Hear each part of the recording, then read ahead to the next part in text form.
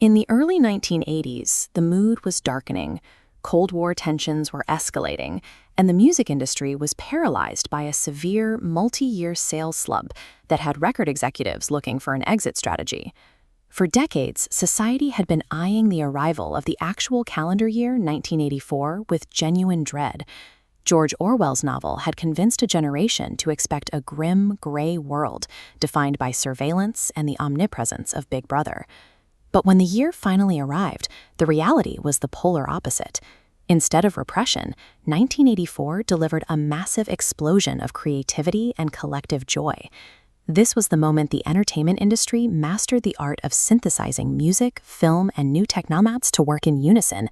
1984 created the structural logic that still powers every global mega franchise today.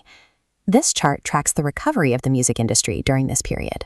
After years of shrinking sales, the market violently spiked in 1984 as a high concentration of superstars released their peak work all at once.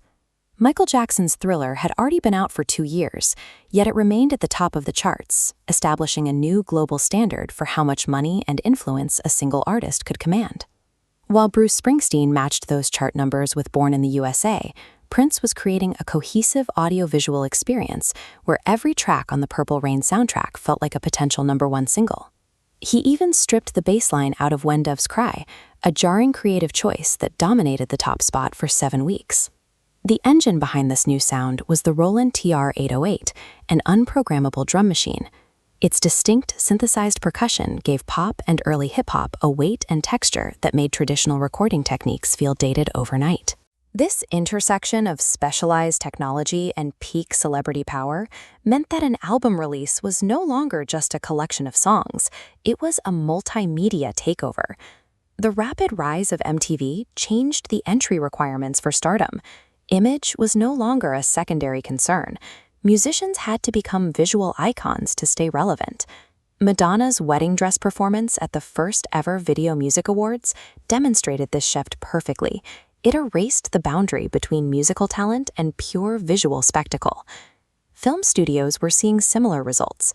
Hollywood began perfecting a high-concept formula, where hits like Ghostbusters and Beverly Hills Cop were designed to dominate the box office and the radio simultaneously. To pull in even more revenue, the industry created the PG-13 rating. This adjustment allowed studios to target and monetize the teenage demographic with content that felt more mature than a standard PG film. This era established that visual spectacle and youth-focused cross-promotion were now the baseline for commercial survival. This high-stakes approach to entertainment spilled over into the corporate world through event marketing. Advertisers began treating commercials with the same anticipation as the shows themselves. Apple capitalized on this by hiring director Ridley Scott to create a Super Bowl ad inspired by Orwell's novel. It turned the launch of a desktop computer into a national cinematic event. Michael Jackson's massive partnership with Pepsi further weaponized this strategy, turning the artist into a corporate mega-brand that transcended the music itself. The 1984 Los Angeles Olympics followed a similar template, transforming a global sporting competition into a massive branding exercise that generated record gold medals and massive domestic viewership. These brand alignments made it clear that to truly command the world's attention, a product launch now required the same narrative scale as a summer blockbuster. Today, the idea that a music video or a movie can define a lifestyle is common knowledge, but that logic was built in 1984. This was the peak of the monoculture, a rare window in history where the entire world was tuned into the exact same frequency, sharing a unified cultural conversation in real time. Our modern media environment looks nothing like this. Today, the audience is divided into billions of isolated streams, siloed off by algorithms and unlimited choices. That sense of a shared cultural heartbeat is why people still look back on this year so fondly.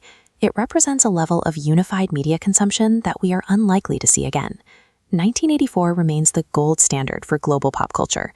It was the year every screen, from the cinema to the living room, became part of one massive collective event.